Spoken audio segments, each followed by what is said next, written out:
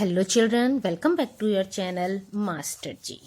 तो क्लास 9-10 हिंदी व्याकरण में आज हम इस वीडियो में पढ़ेंगे संधि, संधि विच्छेद। ठीक है, संधि और संधि विच्छेद दोनों की परिभाषा देखेंगे।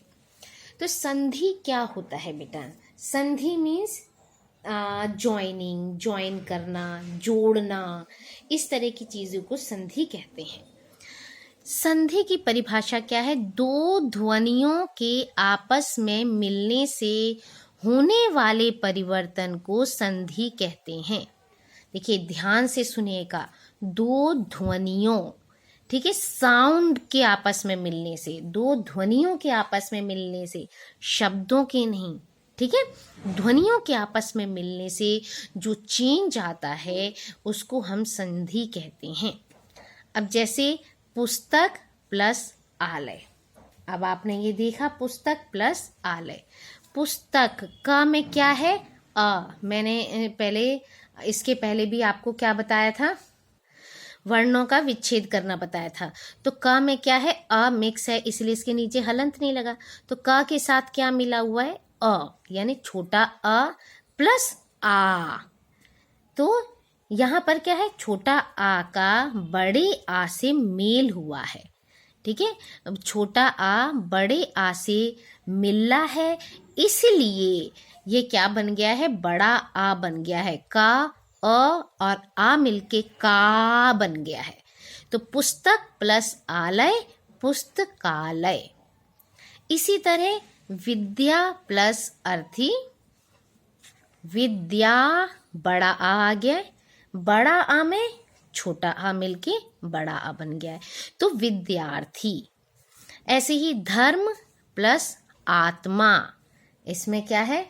छोटा आ प्लस बड़ा आ, ये दोनों मिलकर क्या बने हैं? बड़ा आ, धर्मात्मा।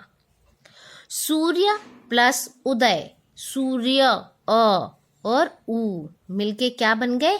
ओ। अ उ दोनों का मेल हुआ, क्या बना?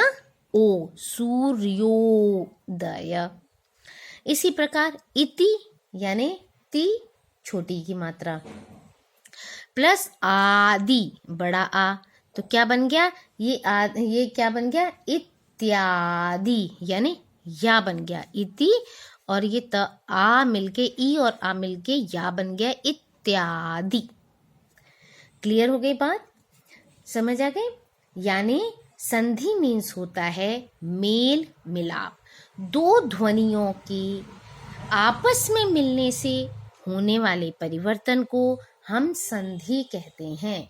दो ध्वनियों की परस्पर मेल से जो विकार या परिवर्तन होता है उसे संधि कहते हैं। एग्जाम्पल देकर भी मैंने आपको क्लियर कर दिया है, आपको क्लियर हो गया होगा। ठीक है, अब क्या आता है हमारा? संधि तो कर लिया, ज्वाइन कर लिए हमने, अब आता है इसका संधि विच्छेद करना, है ना। दोनों तरह की चीजें आपके पास होती हैं, आपके एग्जाम में आती हैं। अब संधि विच्छेद क्या होता है बेटा? अब हम संधि विच्छेद की परिभाषा देख लेते हैं। संधि विच्छेद की परिभाषा क्या है? संधि द्वारा मिलाए गए, ठीक है, यानी जैसे ये संधि करके हमने मिलाए थे ये वर्ड, संधि द्वारा मिलाए गए वर्णों को अलग अलग करके उनको मूल रूप में ले आना संधि विच्छेद कहलाता है। क्लियर हुआ आपको? संधि विच्छेद क्या हुआ कि संधि द्वारा मिलाए गए वर्णों को अलग अलग करके उनको मूल रूप में ले आना संधि विच्छेद कहलाता है। कैसे लेकर आना है ये हम देखते हैं एग्जाम्पल से। मैंने यहाँ पर कुछ नए एग्जाम्पल लिए, पुराने भी हम देख लेंगे। सज्जन, तो सज्जन क्या हो गया? हमने संधि किया था सज्जन, और इसको मूल रूप में वापस लाना सत प्लस जन, ठीक है, संधि द्वारा यानी इनके द्वारा जब हमने मिलाया था तो संधि की थी। अब इस संधि द्वारा मिलाए गए वर्णों को अलग अलग करके उनको उनके आरंभिक मूल रूप में ले आना संधि विच्छेद कहलाता है।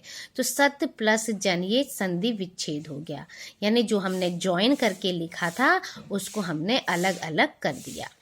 ऐसे ही दिगंबर, दिक प्लस अंबर, अत्यधिक, अति प्लस अधिक। और भी वही एग्जाम्पल, पुस्तकालय आपका आता है तो पुस्तक पर प्लस आलय, या फिर धर्मात्मा आता है आपका, धर्म प्लस आत्मा, महात्मा, बहुत सारे एग्जाम्पल्स हैं ऐसे, महा प्लस आत्मा, धर्मेंद्र, धर्म प्लस इंद्र, धर्मेंद्र। तो इस तरह से हम जो क्या है संधि द्वारा जो मिलाए गए वर्ण थे उनको अलग अलग करके हम लिखते हैं तो उनको हम कहते हैं संधि विच्छेद, यानी अलग कर देना, अपने मूल रूप में उनको वापस ले आना। अब संधि विच्छेद के बेटा क्या होते हैं, भेद होते हैं, इनके भी भेद होते हैं। वो कितने होते हैं, वो होते हैं 3 प्रकार के। संधि के कितने भेद होते हैं, 3 भेद होते हैं। संधि के 3 भेद कौन कौन से हैं? पहला होता है स्वर संधि, फिर होता है व्यंजन संधि और तीसरा होता है विसर्ग संधि। अब इसको हम समझ लेते हैं थोड़ा थोड़ा, क्योंकि ज़्यादा ये बड़ा नहीं है, छोटी सी चीज़ें हैं, इनको भी हम सीख लेते हैं। स्वर संधि में क्या होता है, सबसे पहले हम ये देखते हैं। स्वर संधि में बेटा स्वर के साथ स्वर के मिलने पर जो चेंज होता है उसे हम स्वर संधि कहते हैं। ठीक है, स्वर के साथ स्वर का मिलना और जो चेंज आया वो स्वर संधि है। क्लियर? चलिए मैं डेफिनेशन भी लिख देती हूँ आपके लिए। अब हम देखते हैं स्वर संधि। स्वर संधि क्या होता है? स्वर के साथ स्वर के मिलने पर, ठीक है, स्वर के साथ स्वर के मिलने पर जो विकार, विकार मीन्स होता है परिवर्तन, जो परिवर्तन होता है बेटा उसे हम स्वर संधि कहते हैं। जैसे परम प्लस ईश्वर, परम माँ में क्या है अ, ईश्वर ई में बड़ी ई, इससे क्या चेंज हुआ? परमेश्वर, माँ में क्या आ गया? ए, तो ए बदल गया। स्वर के साथ स्वर के मिलने पर जो चेंज हुआ उसे हम स्वर संधि कहते हैं। आगे बात समझ में? परम में, परम शब्द में माँ में आ मिला हुआ है, ईश्वर में ई मिल गया है, दोनों के मिलने से क्या विकार हुआ? ए बन गया, तो ये हो गया स्वर संधि। इसके बाद हमने दूसरा क्या पढ़ा था? व्यंजन संधि। चलिए व्यंजन संधि देखते हैं। व्यंजन संधि में क्या होता है बेटा? व्यंजन के पश्चात यानी व्यंजन के बाद स्वर या व्यंजन के मिलने पर, इसमें दोनों चीज होगी, ठीक है, स्वर या व्यंजन के मिलने पर व्यंजन में जो विकार आता है उसे हम व्यंजन संधि कहते हैं। जैसे सम प्लस योग, माँ के नीचे क्या लगा है? हलंत, यानी इसमें स्वर ऐड नहीं है, यानी माँ में अ ऐड नहीं है। तो इस व्यंजन के बाद ओ आने पर, मतलब व्यंजन के पश्चात स्वर या व्यंजन, यानी इसमें स्वर आया है ओ, इसके मिलने पर जो चेंज हुआ सम प्लस योग, तो माँ कहाँ चला गया? बिंदी में चेंज हो गया, संयोग। दूसरा एग्जाम्पल क्या देखो, यहाँ त के नीचे हलंत है, यानी कि यहाँ भी क्या है? ये पूरा व्यंजन है। ये ज भी व्यंजन है क्योंकि ये आधा है। उत प्लस ज्वल, उज्ज्वल, ज आधा, ये चेंज हो गया, यानी व्यंजन के पश्चात यहाँ व्यंजन आया है और उसमें विकार हुआ है। या मैंने स्वर का एग्जाम्पल दे दिया, स्वर से विकार आया या व्यंजन से विकार आया, यानी कि व्यंजन के बाद स्वर या व्यंजन के मिलने पर जो विकार उत्पन्न हुआ वो व्यंजन संधि कहलाया। अब है आपका तीसरा पार्ट, विसर्ग संधि। विसर्ग क्या होता है? जो हम इस तरह की बिंदियां लगाते हैं, है ना, अह, और ये होता है विसर्ग। तो विसर्ग के पश्चात स्वर या व्यंजन के आने पर, इसमें भी क्या है, विसर्ग के बाद स्वर या व्यंजन के आने पर विसर्ग में जो विकार होता है, विसर्ग में जो चेंज होता है, विसर्ग जिस रूप में चेंज हो जाता है उसे हम विसर्ग संधि कहते हैं।